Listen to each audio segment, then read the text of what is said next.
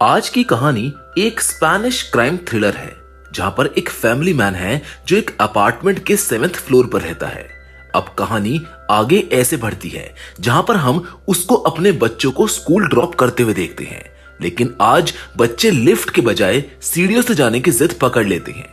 इसीलिए वो आदमी बच्चों को सीढ़ियों से नीचे आने देता है और खुद लिफ्ट में आता है, पर सीढ़ी से उतरते उतरते बच्चे कहीं गायब हो जाते हैं, जिस वजह से वो आदमी हर फ्लैट में पूछताछ करता है, लेकिन बच्चों का कहीं पर पता नहीं चलता।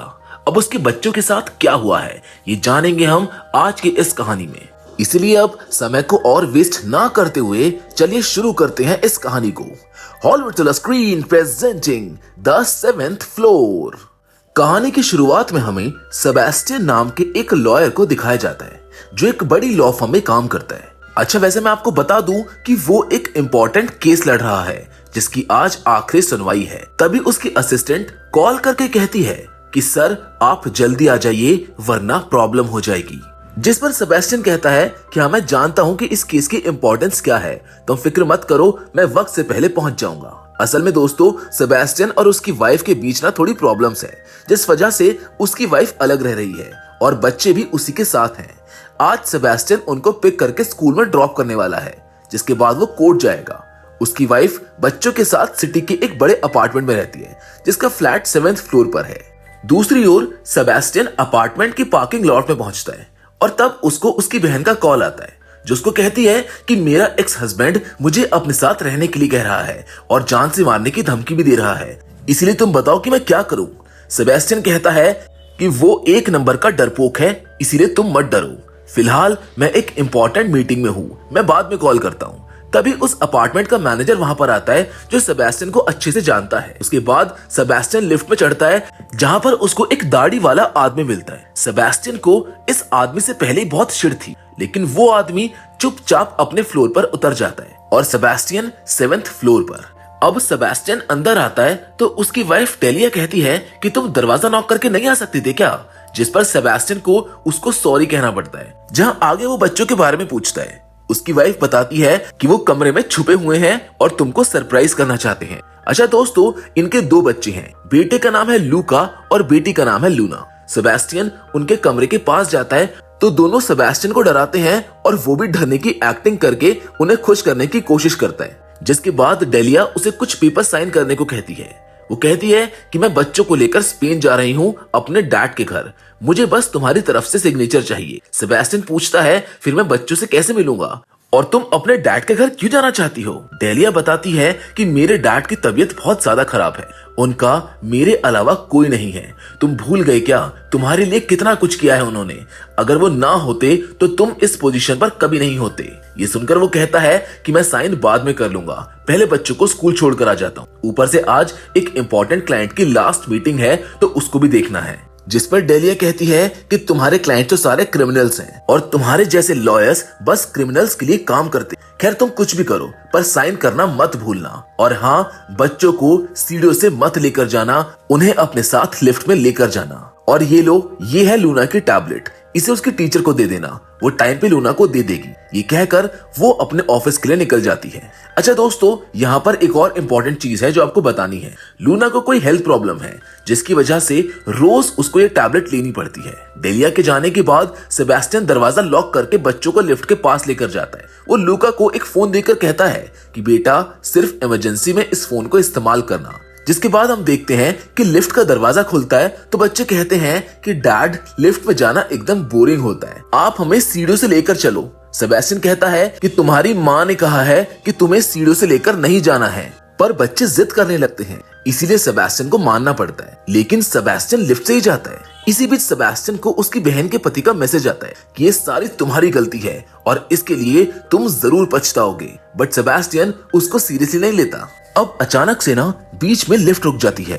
सेबेस्टियन मैनेजर को आवाज देता है पर कोई जवाब नहीं आता। कुछ देर रुकने के बाद लिफ्ट चालू हो जाती है और सेबेस्टियन नीचे पहुंच जाता है, लेकिन बच्चे अभी तक नीचे नहीं आए थे। सेबेस्टियन सीढ़ियों की तरफ जाकर आवाज देता है पर बच्चों की कोई आवाज नहीं आती है। रिसेप्शन पर मैनेजर बैठा होता है। सेबेस्टियन कहता है कि आपने मेरे बच्चों को देखा है, जिस पर वो कहता है कि दोनों बच्चे यहाँ पर आ ही नहीं हैं। सेबेस्टियन थोड़ा घबरा जाता है और मैनेजर से कहता है कि देखिए प्लीज अगर बच्चे यहाँ पर आए तो उनको रोक देना, मैं एक बार जरा सीढ़ियां चेक करके आता हूं। ये कहकर सेबेस्टियन उन सीढ़ियों पर चेक करता है पर बच्चों का कुछ पता नहीं चलता।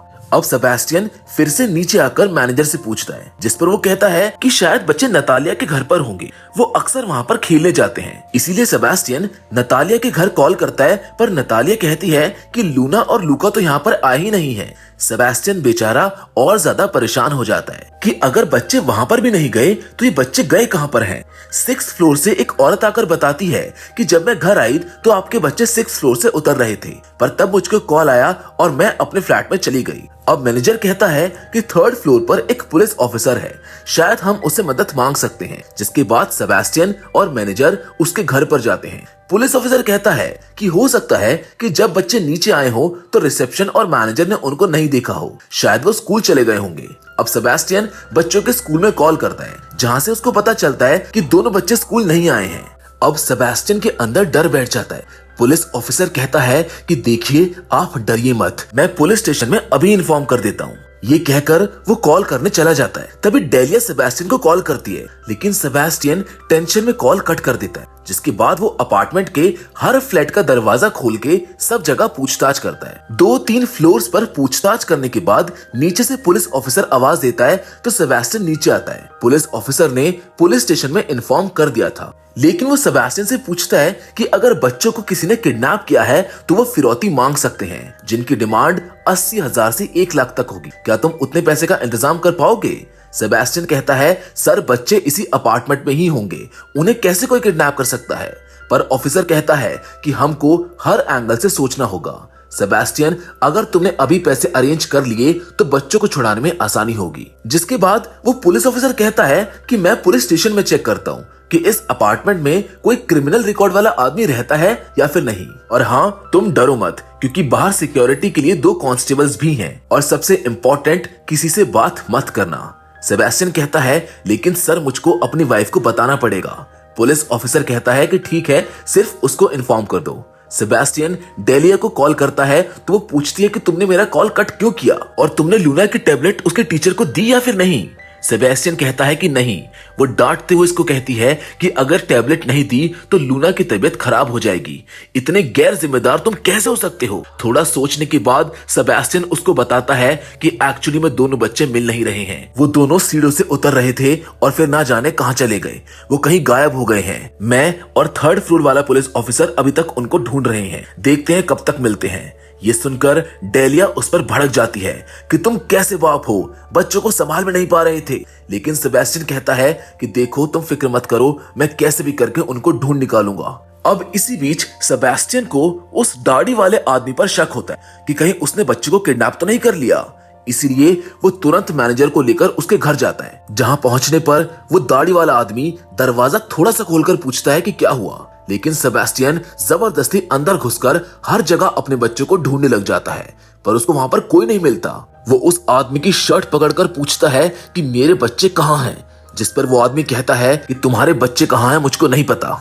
ये सुनकर सेबेस्टियन को भी लगता है कि हाँ इसने नहीं किया होगा, इसीलिए वो टेरेस पर जाकर ढूंढने लगता है, लेकिन उसके बच्चे वहां पर भी नहीं होते। तभी सेबेस्टियन के चीफ कॉल करके कहते हैं कि अरे कहाँ हो तुम, अगर आज टाइम पर कोर्ट नहीं पहुंचे तो ओपोनेंट पार्टी जीत जाएगी और फर्म की बड़ी बदनामी होगी। सेबेस्टियन कहता है सर मैं बहुत बड़ी प्रॉब्लम में हूँ, मुझको थोड़ा टाइम दीजिए, मैं वहां पर जरूर पहुंच जाऊंगा। जिसके बाद सेबेस्टियन नीचे आता है। इसी बीच डेलिया भी वहां पर आ जाती है। वो आते ही सेबेस्टियन पर बरस पड़ती है कि मैंने तुमको बताया था कि बच्चों को सीढ़ियों से मत लेकर जाना, तुमने आखिर ऐसा क्यों किया।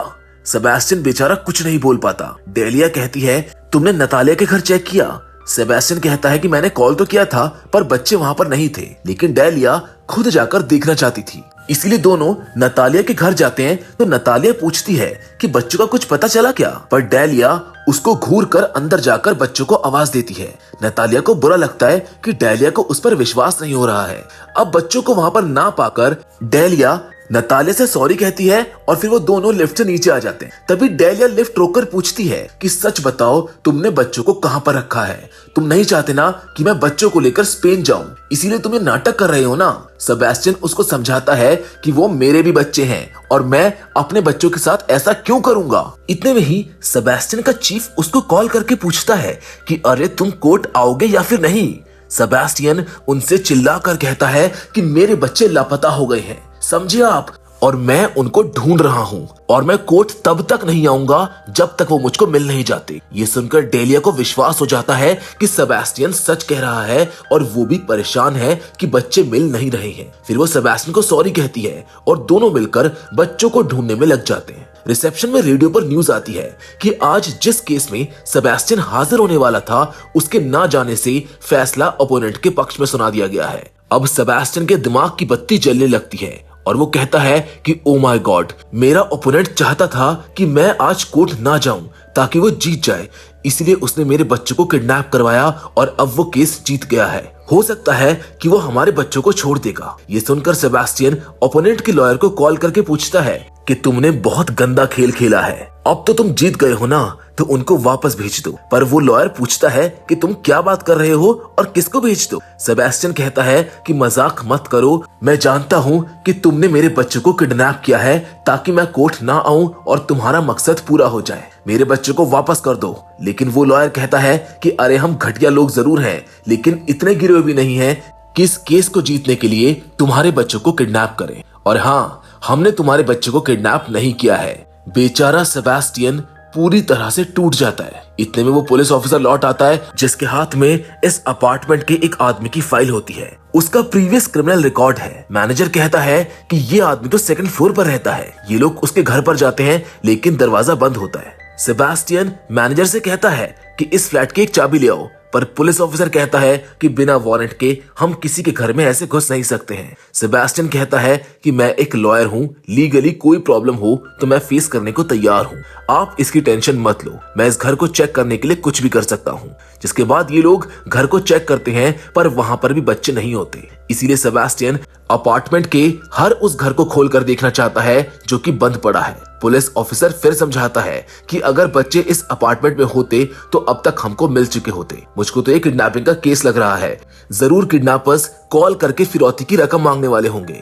लेकिन सेबेस्टियन बहुत टेंशन में होता है। डेलिया भी उसको शांत करने की कोशिश करती है। सेबेस्टियन को तो मैनेजर और पुलिस ऑफिसर दोनों पर ही शक होने लग जाता है। सिचुएशन ऐसी हो जाती है कि वो मैनेजर से कहता है कि मैं पार्किंग लॉट में एक बार बच्चों को ढूंढना चाहता हूँ, तुम भी चलो। दोनों वहां पर जाकर ढूंढते हैं तो मैनेजर कहता है कि सर यहाँ पर तो बच्चे है ही नहीं। सेबेस्टियन कहता है कि कैसे होंगे, तुमने उनको किडनैप करके जो रखा हुआ है, तुम ही तो रिसेप्शन पर बैठे थे ना, अगर कोई बच्चों को किडनैप करके ले जाता तो रिसेप्शन से होकर ही जाता, तुमने उसको देखा कैसे नहीं? ऊपर से जब मैं लिफ्ट में आ रहा था तो बहुत देर तक लिफ्ट रुक गई, फिर अपने आप चालू हो गई और वो भी तुमने ही किया था, इसीलिए बता दो कि मेरे बच्चे कहां पर हैं। सेबेस्टियन बोलता है कि तुम जितने पैसे मांगोगे मैं देने को तैयार हूँ। ये कहकर वो मैनेजर को मारने जाता है, पर मैनेजर उसको रोककर कहता है कि मैं लूना और लूका को तब से देख रहा हूँ जब वो नन्हे बच्चे थे, सर मैं उनको किडनैप कैसे कर सकता हूँ। फिर सेबेस्टियन होश में आता है। सेबेस्टियन को यकीन हो जाता है कि मैनेजर ऐसा नहीं कर सकता है। इसके बाद उसे अपनी बहन के पति पर शक होता है जिसने उसको धमकाने वाला मैसेज भेजा था, पर सेबेस्टियन जानता है कि ये करने की उसकी हिम्मत नहीं है। फिर किसने किडनैप किया होगा बच्चों को? हार कर सेबेस्टियन पुलिस ऑफिसर के घर जाता है, लेकिन पुलिस ऑफिसर स्टेशन गया हुआ था, इसलिए घर लॉक होता है। सेबेस्टियन मैनेजर के मेंटेनेंस रूम का दरवाजा तोड़कर वहां से पुलिस ऑफिसर के घर की चाबी चुरा लेता है। फिर पुलिस ऑफिसर के घर में भी वो घुसकर चेक करता है और वहां पर भी बच्चे नहीं होते। वो बाहर निकलने वाला होता है कि पुलिस ऑफिसर आ जाता है। ऑफिसर उससे पूछता है कि तुम यहाँ पर क्या कर रहे हो? सेबेस्टियन कहता है कि तुम बताओ मेरे बच्चे कहाँ पर हैं?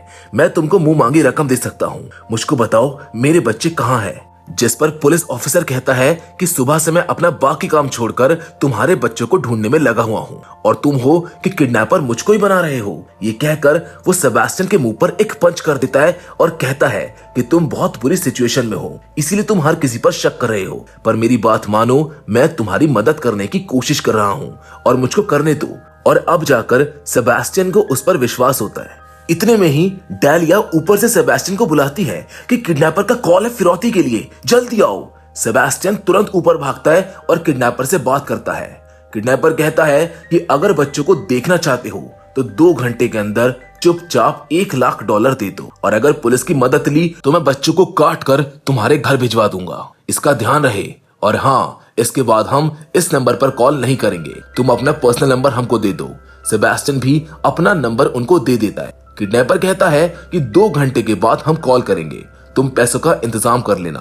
पुलिस ऑफिसर भी ये सारी बातें सुन रहा होता है, जो सेबेस्टियन को कहता है कि तुम चिंता मत करो, हम उनको किसी भी तरह पकड़ लेंगे। लेकिन सेबेस्टियन कहता है कि फिलहाल मुझको अपने बच्चे को बचाना है, किडनैपर्स को आप बाद में पकड़ लेना। जिस पर पुलिस ऑफिसर मान जाता है और कहता है कि तुम फिरौती का इंतजाम कर लो। सेबेस्टियन बहुत बड़ी डिफिकल्ट सिचुएशन में पड़ जाता है कि इतनी बड़ी रकम का इंतजाम वो कैसे करेगा। अच्छा, डेलिया के जो पापा है ना, वो बहुत अमीर आदमी है, इसीलिए सेबेस्टियन कहता है कि तुम अपने डैड से क्यों नहीं पूछती हो। जिस पर डेलिया कहती है कि इस वक्त स्पेन में रात है और रात को वहाँ पर कोई भी बैंक खुला नहीं होगा, डैड को कॉल करना तो मेरे ख्याल से अभी बेकार आइडिया है। सेबेस्टियन भी समझ जाता है और पैसे का इंतजाम करने के लिए निकल जाता है। रास्ते में जाते हुए वो अपने सभी कॉन्टैक्ट को कॉल करके मदद मांगता है। तभी उसके फोन की बैटरी लो हो जाती है। सेबेस्टियन को अब जल्दी कुछ करना पड़ेगा। वो तुरंत अपनी लॉ फर्म जाकर अपने चीफ से मदद मांगना चाहता था, लेकिन अब उसकी कार स्टार्ट नहीं होती है, इसीलिए वो टैक्सी लेता है। लेकिन एक एक्सीडेंट की वजह से ट्रैफिक जाम में वो फंस जाता है। वो टैक्सी से उतरकर ऑफिस की ओर भागता है, पर वहां पर उसका चीफ उसको बहुत सुनाता है कि तुम्हारी वजह से एक इम्पोर्टेंट क्लाइंट हमारे हाथ से निकल गया और अब हमको कोई बड़ा क्लाइंट नहीं मिलेगा। तुम्हारी वजह से फर्म को बहुत नुकसान हुआ है। लेकिन सेबेस्टियन उसको सब कुछ बताता है कि सर, मेरे बच्चे किडनैप हुए हैं, उनको छुड़ाने के लिए $1,00,000 चाहिए, प्लीज मेरी मदद कीजिए। चीफ भी कहता है कि 1,00,000 कोई मजाक नहीं है और फिलहाल मेरे पास तो इतने पैसे भी नहीं है। सेबेस्टियन कहता है कि झूठ मत बोलिए सर, हर हफ्ते हमारा वो क्रिमिनल क्लाइंट आपको घूस देता है। क्या मैं नहीं जानता ये बात? चुपचाप उसमें से $1,00,000 निकालकर मुझको दे दीजिए, वरना मुझे आपका सर फोड़ते हुए देर नहीं लगेगी। और इस तरह सेबेस्टियन धमका कर चीफ से $1,00,000 ले लेता है और किडनैपर्स को पैसे देने के लिए निकल जाता है। अब रास्ते में उसको किडनैपर का कॉल आता है कि 7th एवेन्यू में एक टेरेस पार्किंग है, वहां पर एक येलो पिलर होगा जिसके ऊपर तुम पैसे रख देना, मेरा आदमी आकर पैसे ले लेगा। सेबेस्टियन कहता है कि पहले मुझको अपने बच्चों से बात करनी है। किडनैपर्स भी बच्चों को फोन देता है। फाइनली बच्चों की आवाज सुनने के बाद सेबेस्टियन की जान में जान आती है। वो पूछता है कि तुम कैसे हो बेटा? वो भी कहता है कि हम ठीक है डैड, आप कब आओगे हमको बचाने के लिए? सेबेस्टियन कहता है कि बस मैं जल्दी आने वाला हूँ। जहाँ अब वो टेरेस पर पार्किंग में जाकर येलो पिलर पर पैसे रख देता है और अपनी कार के पास खड़ा हो जाता है। तब वहां पर एक आदमी साइकिल लेकर आता है और पैसे लेकर चला जाता है। वो किसी को कॉल करके बताता है कि पैसे मिल गए हैं। उसके बाद सेबेस्टियन को किडनैपर का कॉल आता है, जो उसको कुछ बताने वाला होता है, लेकिन तभी उसका फोन स्विच ऑफ हो जाता है। बेचारा सेबेस्टियन कुछ समझ नहीं पाता है कि वो क्या करे। अब टेंशन में वो वापस घर जाता है तो मैनेजर कहता है कि अरे सर, कहाँ थे आप? बच्चे तो मिल गए हैं। इतनी देर से वो इसी अपार्टमेंट के 4th फ्लोर में एक फ्लैट में थे। उस फ्लैट के ओनर्स 1 महीने से घर पर नहीं थे और फ्लैट बंद था, बच्चे वहीं पर थे। ये देखकर सेबेस्टियन की खुशी का ठिकाना नहीं रहता कि आखिर बच्चे मिल गए और वो सेफ हैं। बच्चों को देखते ही सेबेस्टियन उनसे लिपट जाता है और डेलिया भी उनको सीने से लगा लेती है। सेबेस्टियन पूछता है, बेटा तुम दोनों कहाँ चले गए थे? वो बताता है कि हम तो 4th फ्लोर में एक आंटी के घर पर गए थे, उन्होंने हमें बहुत सारी कुकीज दी, हमने बहुत मजा किया, वहां पर मजेदार खाया और वहीं पर खेलने लग गए। सेबेस्टियन पूछता है कि एक बात बताओ, तुम उस औरत को जानते थे क्या? जिस पर वो कहते हैं कि नहीं, पर वो कह रही थी कि वो आपकी फ्रेंड है, तभी तो हम उनके घर गए। उन्होंने ये कहा कि वो आपकी फ्रेंड है, वरना हम नहीं जाते। हाँ, पर उस आंटी ने हमारा बहुत ख्याल रखा डैड। अब सेबेस्टियन को बच्चों से सवाल पर सवाल करता देखकर डेलिया कहती है कि अरे अब वो मिल गए हैं, उनको आराम करने दो। फिर वो सेबेस्टियन को अकेले में जाकर कहती है, मुझे तुमसे एक इम्पोर्टेंट बात करनी है। जिस पर सेबेस्टियन कहता है कि मुझे भी एक इम्पोर्टेंट बात करनी है तुमसे। हम दोनों के बीच में कई सारी मिसअंडरस्टैंडिंग्स हुई हैं, जिससे हमारी बहुत सारे झगड़े हुए हैं और हम अलग हो गए। लेकिन आज इन बच्चों को खोने के बाद मैंने रियलाइज किया कि हम सबको साथ रहना चाहिए। क्या हम दोनों इन बच्चों के खातिर फिर से एक हो सकते हैं? जिस पर डेलिया कहती है कि ये तो नहीं हो सकता क्योंकि हम दोनों एक दूसरे को कभी समझ नहीं पाएंगे। ऊपर से तुम्हारा कनेक्शन क्रिमिनल्स के साथ है। आज किसी ने बच्चे को किडनैप किया है, हो सकता है कि कल कोई दूसरा उनके साथ कुछ बुरा कर दे। अगर बच्चों की सेफ्टी चाहते हो तो प्लीज उस पेपर पर साइन कर दो। मैं बच्चों को स्पेन लेकर चली जाऊंगी, वहां पर वो बहुत खुश रहेंगे और सेफ भी रहेंगे।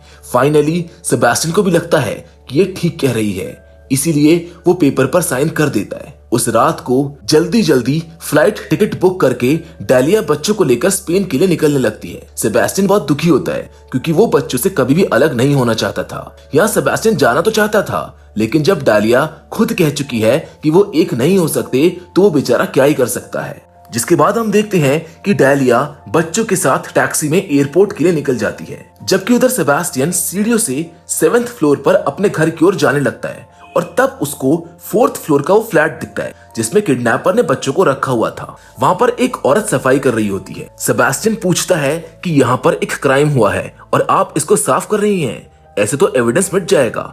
पर वो औरत कहती है कि पुलिस ऑफिसर ने कहा था कि यहाँ पर उनको कोई एविडेंस नहीं मिला, इसीलिए उन्होंने मुझे घर की सफाई करने के लिए कहा है। फिर सेबेस्टियन को वहाँ पर एक टैबलेट कवर मिलता है। ये वही टैबलेट है जो लूना रोज लेती है। सेबेस्टियन अपने पॉकेट से उस टैबलेट को निकालता है जो सुबह डेलिया ने उसको दी थी। वो जब दोनों को जोड़कर देखता है तो एक खतरनाक सच सामने आता है। दोस्तों, असल में ये दोनों टैबलेट एक ही स्ट्रिप की थी। एक तो सुबह डेलिया ने सेबेस्टियन को दी थी, लेकिन उसका दूसरा हिस्सा यहाँ पर पड़ा हुआ था। अगर किडनैपर ने पैसों के लिए बच्चे को किडनैप किया होता तो वो टैबलेट वगैरह देकर उनका ख्याल नहीं रखता। और अगर सच में वो किडनैपर्स हैं तो उनको कैसे पता चला कि लूना यही टैबलेट लेती है।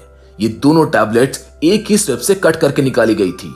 इसका मतलब ये है कि डेलिया ने ये सब किया है। सेबेस्टियन ये सब कुछ सोच ही रहा होता है कि हम डेलिया को देखते हैं जिसके चेहरे पर एक अनोखी स्माइल होती है और यहाँ पर रिवील होता है कि डेलिया किसी भी तरह बच्चों को लेकर अपनी कंट्री स्पेन जाना चाहती थी, लेकिन सेबेस्टियन इसके खिलाफ था और बच्चों को वो जाने नहीं देना चाहता था। इसीलिए डेलिया ने पक्की प्लानिंग की और ये किडनैपिंग का ड्रामा किया।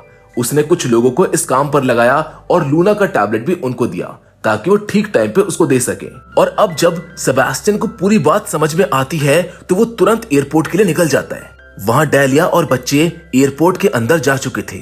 सेबेस्टियन किसी तरह अंदर जाता है, लेकिन इतने बड़े एयरपोर्ट में वो उनको कैसे ढूंढेगा। जहां लूना और लूका उसको देख लेते हैं और सेबेस्टियन को आवाज देते हैं। सेबेस्टियन उनके पास जाकर उनको गले लगा लेता है। वो कहता है कि बच्चों, अब स्पेन सिर्फ तुम्हारी माँ ही जाएगी, तुम दोनों डैड के साथ रहोगे। वो पूछते हैं कि क्या हुआ डैड। सेबेस्टियन कहता है कि बेटा, तुम दोनों के पासपोर्ट में कोई प्रॉब्लम हो गई है। तभी डेलिया गुस्से में सेबेस्टियन के कान में कहती है कि ये क्या मजाक है। सेबेस्टियन कहता है, अच्छा मजाक तो तुमने किया है मेरे साथ, मैं सब कुछ जान चुका हूँ कि तुम कितनी घटिया औरत हो। अब या तो तुम चुपचाप अकेले स्पेन जा सकती हो या फिर मुझे पुलिस को कॉल करना पड़ेगा और वो तुमको अरेस्ट करके जेल में बंद कर देंगे। डेलिया कहती है कि कुछ भी कर लो, बच्चों को तो मैं लेकर जाऊंगी। जहां अब सेबेस्टियन पुलिस को कॉल करने के लिए अपना फोन निकालता है, पर डेलिया उसको रोक लेती है। सेबेस्टियन कहता है, अब तुम जरा अपना उतरा हुआ चेहरा ठीक करो और हंसकर यहाँ से बच्चों से विदा लो। डेलिया भी हंसकर बच्चों को गले से लगा लेती है और उनसे विदा लेकर अकेले ही स्पेन के लिए निकल जाती है, जबकि सेबेस्टियन अपने बच्चों को लेकर घर वापस आ जाता है। जिधर सेबेस्टियन अब ये सोच रहा होता है कि क्या पता डेलिया के मन में कुछ बदलाव आ जाए और वो फिर से सेबेस्टियन और अपने बच्चों के पास वापस आ जाए। इसी उम्मीद के साथ ये कहानी यहीं पर खत्म हो जाती है। हम उम्मीद करते हैं कि द 7th फ्लोर की कहानी आपको पसंद आई होगी। बाकी मिलेंगे आपसे अगले वीडियो में, लेकिन तब तक के लिए धन्यवाद।